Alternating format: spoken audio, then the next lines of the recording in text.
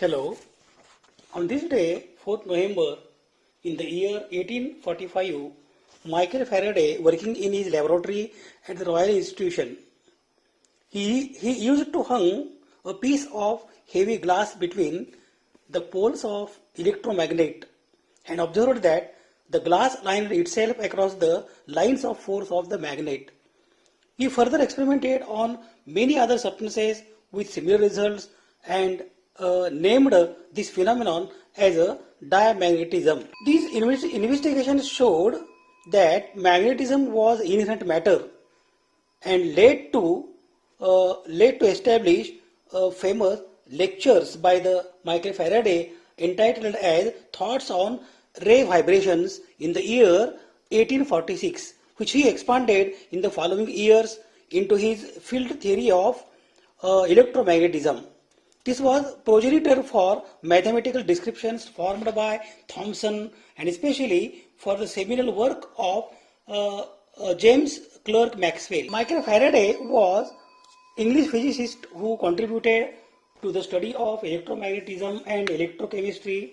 His main discoveries include the principles underlying the electromagnetic induction and diamagnetism and the electrolysis. Diamagnetism is conceptually simple and can be explained to a high degree of accuracy. To a close approximation of the diamagnetism susceptibility of a compound is the sum of susceptibility of its components. But components of the molecule, as far as its diamagnetic susceptibility is concerned, in probably its electron bonds rather than its atom and their electrons. Thus, the contribution of atom to the compound depends upon the other constituents of the compounds and electronic bonds between bonds that it forms. A simple logic or notion is that if two entities or the materials of atom or the ions have same number of electrons, then they will have the same electronic structure and hence the same diamagnetism is not always valid. Sometimes the difference of 1 unit of charge in the nucleus will alter the energy level and consequently change the minimum energy configuration. Diamagnetism is a phenomenon of magnetic field inducing in a material magnetic field which opposes it. In other words, a diamagnetic material has a negative magnetic susceptibility. The diamagnetic susceptibilities are very small in magnitude compared to the paramagnetic materials and negligible compared to the ferromagnetic materials. The universally accepted explanation of diamagnetism is the precision of magnetic moment created by the orbital motion of electron. Consider an electron in a circular motion, in a circular orbit or circular orbit of radius r with angular velocity of omega rotating about an axis p, which is directed at an angle theta to magnetic field of strength h. The angular momentum of electron is m omega r square. The direction of angular moment is along angular velocity vector omega and in the same direction. The direction of omega is given by the right hand rule. It can also be understood as a product of the mass, angular velocity and square of the radius. Most everyone has learned something about the magnetism through the use of horseshoe magnet and pieces of iron or the steel. When a magnet and a piece of iron are placed near each other, a magnetic force pulls them together and until they make contact. Ferromagnetic material has exhibited its extremely high ability to acquire highly parallel paramagnetic magnetization in a relatively weak magnetic field. Diamagnetic materials are not so magnetically permeable as air or a vacuum. In other words, the magnetic lines of force cannot penetrate the diamagnetic materials so easily as they can penetrate air and a vacuum. These materials are actually repelled by magnetic fields. When rods of diamagnetic materials are placed in a magnetic field, they align themselves in a perpendicular to or across the direction of the magnetic field of lines or the lines of force. In a strong magnetic field, however, some diamagnetic materials such as bismuth, silver and graphite have a strong enough repulsive force to suspend their own weight. The term diamagnetic is derived from Greek word meaning of which is across the magnetic field. Because diamagnetic forces are very weak, the repulsive force alone can support only the lightest objects. Paramagnetic materials are slightly more magnetically permeable than air or vacuum. This is the property that causes them to weakly attracted by the magnetic fields. When rods of paramagnetic materials are placed in a magnetic field, they align with the lines of force or along them.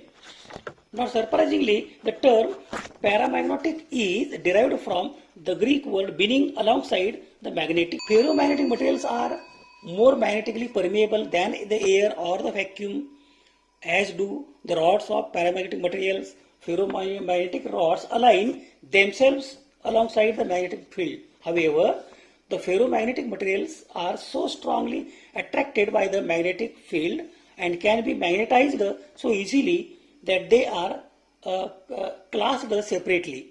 Nickel, cobalt and various alloy of these metals are also ferromagnetic. Magnetism at the molecular level is the basic phenomenon that deviates the non-magnetic materials mentioned above.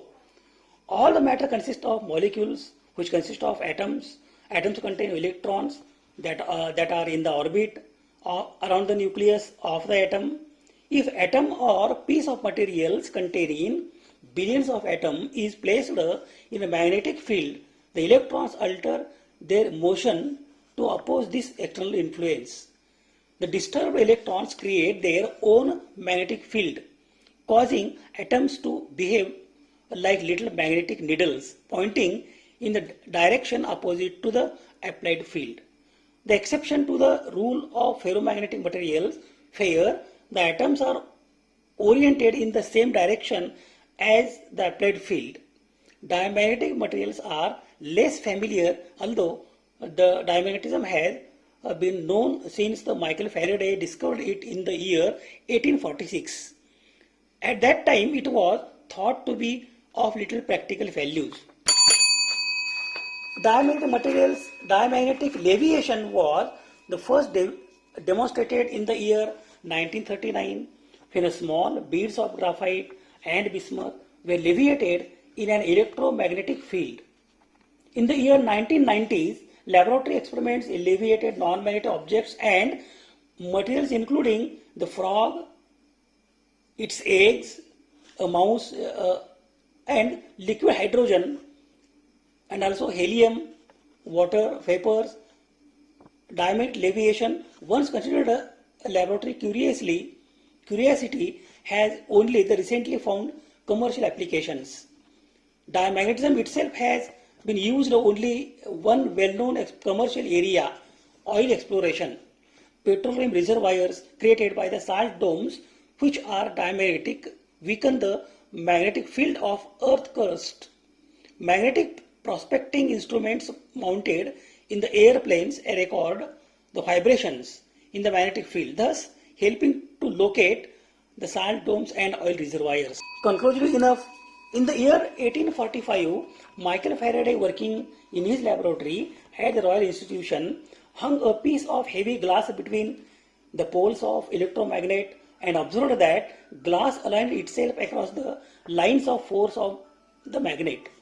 He further experimented on the many other substances or the materials with similar results, a phenomenon that he named diamagnetism. These investigations showed Faraday that magnetism was inherent within the matter. This led to his famous lecture entitled Thoughts on Ray Vibration in the year 1846, which he expanded in the following year into the field of electromagnetism.